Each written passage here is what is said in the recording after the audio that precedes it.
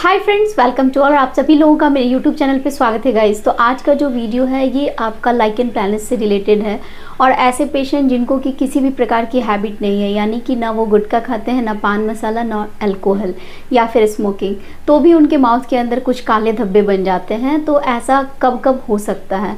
तो बहुत सारे ऐसे कंडीशन हैं जिसमें कि काले धब्बे बनते हैं, जिसमें कि हैबिट वाले पर्सन भी होते हैं, या फिर जो नॉन हैबिचुअल पर्सन है उसमें अगर पेशेंट को कोई ऑटो इम्यून डिजीज़ हो, यानी जैसे कि लाइकेन प्लैनस या फिर पैम्फिगोइड या फिर आपका जो है पैम्फिगस, कुछ ऐसे पेशेंट्स जिनको कि ऑटो इम्यून डिजीज़ होते हैं, तो उनमें जो है आपका ब्लैक पिगमेंटेशन माउथ के अंदर दिखता है।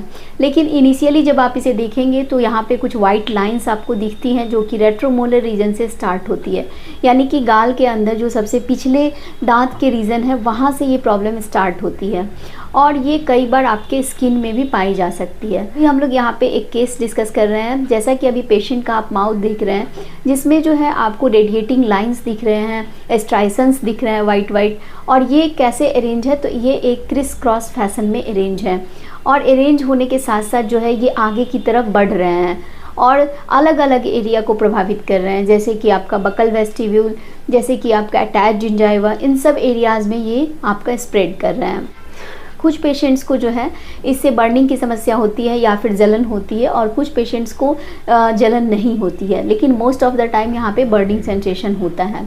तो आफ्टर जो है लगभग 14 डेज़ के ट्रीटमेंट के बाद अभी मेरे पेशेंट दोबारा आए हैं और उनका यहाँ पे आप देखेंगे कंडीशन, तो इनकी जो चीक म्यूकोसा है यानी गाल के अंदर की जो बकल म्यूकोसा है वहाँ पे आप देखेंगे जो रेट्रोमोलर रीजन था वहाँ पे बहुत ज़्यादा स्ट्राइसन्स थे, बहुत ज़्यादा ही क्रिस क्रॉस फैशन में जो है ये लाइन अरेंज थे।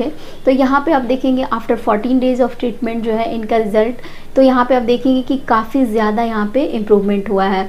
और ये जो प्रॉब्लम थी इनकी, जिसमें कि मैंने यानी कि इनको लेज़र ट्रीटमेंट, साथ में जो है मेडिकेशन और साथ में जो है पेशेंट को जो है डाइटरी सप्लीमेंट पे भी फोकस करने को कहा है। तो डाइटरी सप्लीमेंट में जैसे कि आप beetroot, papaya, tomato, carrot या फिर लाइकोपेन रिच डाइट, किसी भी तरह से आप जो है डाइट को इंक्लूड करेंगे तो ये प्रॉब्लम आपकी जो है काफ़ी हद तक सॉर्ट आउट हो जाएगी। और साथ में जो है जैसे कुछ पेशेंट्स का क्या होता है कि उनकी हैबिट होती है और ये प्रॉब्लम हो गया, तो वहाँ पे कन्फ्यूजन होता है कि ये लाइकेन प्लैनस है या फिर ल्यूकोप्लेकिया है। तो ऐसे पेशेंट्स को या फिर कोई भी पेशेंट जो कि इस चीज़ से सफ़र कर रहे हैं तो खुद से ही बहुत सारे मलहम वगैरह यूज़ करते हैं, तो ऐसा आपको नहीं करना है। प्रॉपर डायग्नोसिस के बाद ही जो है ट्रीटमेंट आप लेंगे तो बेहतर रिजल्ट मिलेगा। उम्मीद करती हूँ कि दी गई जानकारी आपके लिए हेल्पफुल हो गया। Thank you so much for watching and if you like please share and subscribe my channel. Thank you.